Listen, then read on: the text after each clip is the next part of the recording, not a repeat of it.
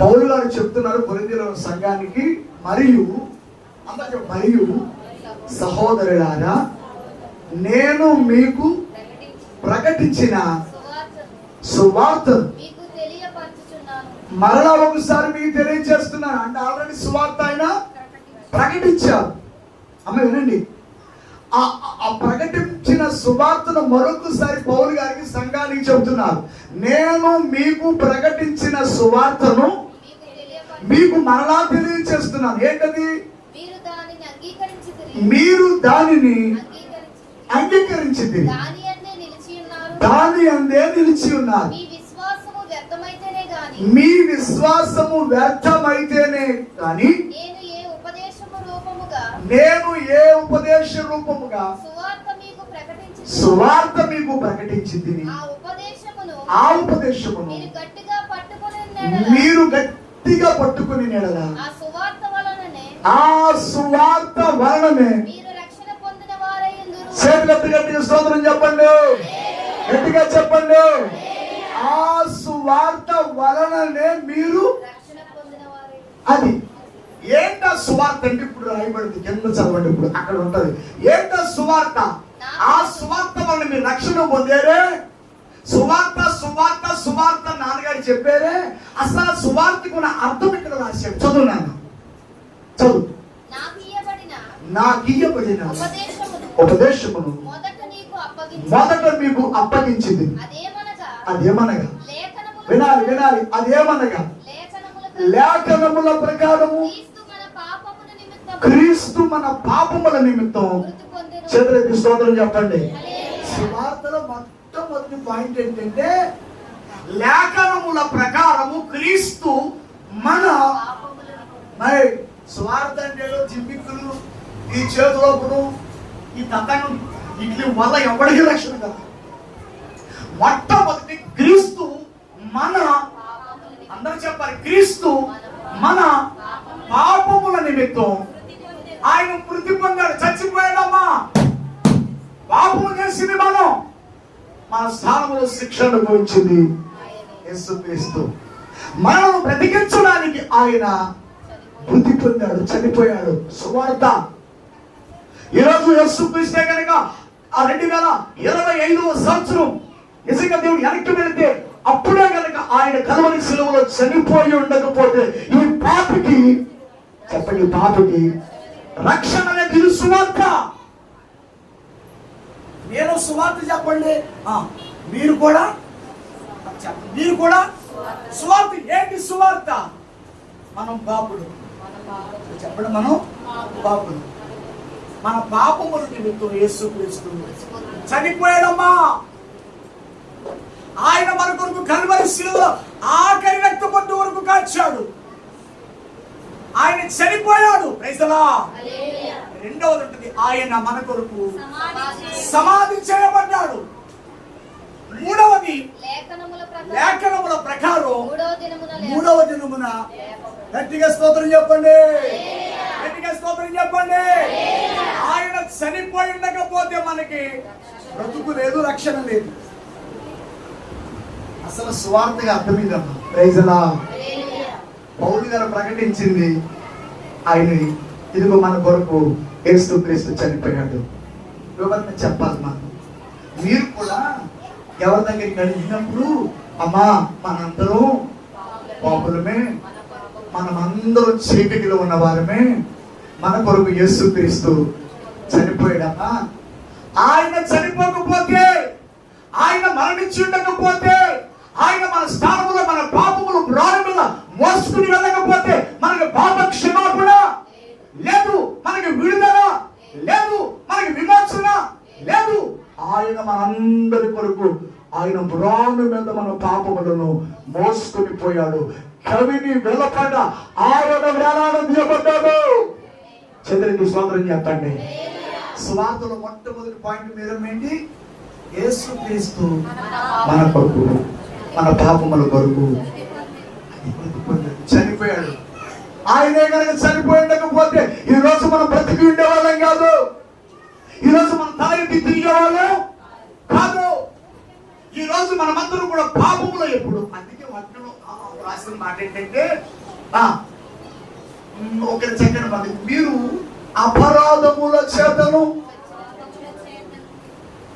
పాపముల చేతను చచ్చిన వారై ఉండగా క్రీస్తు మన కొరకు ప్రాణం పెట్టారు. విన్నారా? మనం చచ్చిపోయే ముందు వేటి ద్వారా చచ్చిపోయామండి? అపరాధముల ద్వారాను పాపముల ద్వారాను చచ్చిన వారమై ఉన్నాం.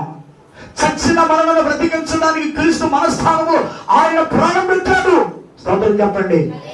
ఆయన రక్తము మార్చాడు. యేసు క్రీస్తు రక్తము ప్రతి పాపము నుండి మనలను పవిత్రపరిచింది. సువార్తలో మొట్టమొదటి భాగం, మీరు ఎక్కడికి వెళ్ళి సువార్త చెప్పిన మొట్టమొదటి మాట చెప్పండి. అద్భుతాలు చేస్తాడు, సూచక్రియలు చేస్తాడు, మహత్కార్యాలు చేస్తాడు, ఫలాలుగా ఉంటారు, స్థలాలుగా ఉంటారు, మూయబడిన గర్భాలు. ఈ అద్భుతాలు మంచిదే, నువ్వు అడిగినా ఇస్తాడు, అడగపోయినా గర్భఫలం ఆయనకి ఇచ్చే బహుమానం. గర్భఫలం గురించి సువార్తలు అవసరంలా. స్వస్థపరుస్తాడండి. ఎక్కడికే రాకుండా హాస్పిటల్కి వెళ్ళి ఆ 4 గంటలు పెళ్ళి షుగర్ కొట్టాడు, దానికి టాబ్లెట్ దీనికి టాబ్లెట్ షుగర్ ఆ నార్మల్ అవుతుంది. స్వస్థత గురించి కాదు మన సువార్త. Praise the lord. మనము పాపులం, ఆయన పరిశుద్ధుడు. పాపులైన నా కొరకు, పాపులమైన మన కొరకు యేసుక్రీస్తు 2025 సంవత్సరాల క్రితమే కల్వరి శిలువలో ఆయన మన కొరకు మరణించాడు. మన పాపం నిమిత్తం ఆఖరి రక్తబొట్టు వరకు కల్వరి శిలువలో చిందించాడు. ఆయన చిందించిన రక్తము ద్వారా మనకి ఇప్పుడు మనం నీతిమంతులుగా తీర్చబడ్డాం. యేసయ్య మన స్థానంలో మృతి పొందాడు. సువార్త. ఆయన సమాధి చేయబడ్డాడు. సువార్త. లేఖనముల ప్రకారము ఆయన 3వ దినమున లేపబడ్డాడు. చేతులెత్తి స్తోత్రం చెప్పండి. చెప్పండి గట్టిగా.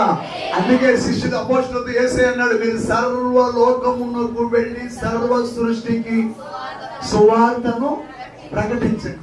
ఏంటి సువార్త? ఏంటి సువార్త? మన పాపములు చనిపోయాడు. నీకు పెద్ద పెద్ద మర్మాలేం అక్కర్లా. క్రీస్తు మన కొరకు సమాధి చేయబడ్డాడు.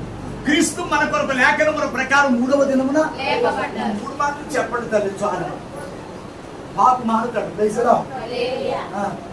సువార్త ప్రకటించే పని మందే, పాపులను రక్షించే పని. నేను రక్షించేసాను, నేను సంఘాన్ని కట్టేశాను, నేను కూడ కట్టేసాను, మన వల్ల ఏమి కాదు. తండ్రి ఆకర్షిస్తే తప్ప ఎవడు ఎక్కడికి.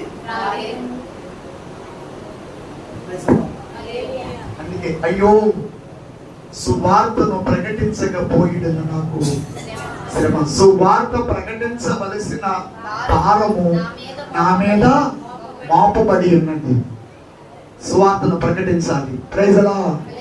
ఏంటో సువార్త? క్రీస్తు మన పాపముల నిమిత్తం మృతి పొందాడు. లేఖనం ప్రకారము ఆయన సమాధి 3 మాటలు చెప్పండి. 3 మాటలు సువార్త చాలు. చేతులెత్తి స్తోత్రం చెప్పండి. లేఖనముల ప్రకారము 3వ దినమున ఆయన సమాధి నుండి లేపబడ్డాడు. Praise the lord. హల్లెలూయా. ఇక మీరు మర్మాలేం అక్కర్లా. మనం పాపులమని ఒప్పుకుంటే చాలు.